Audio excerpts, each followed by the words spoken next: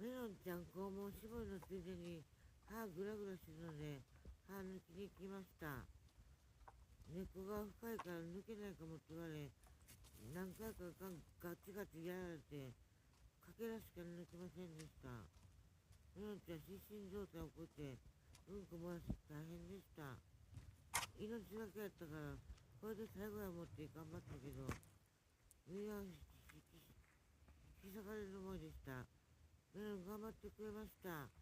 動物病院の先生ありがとうございます。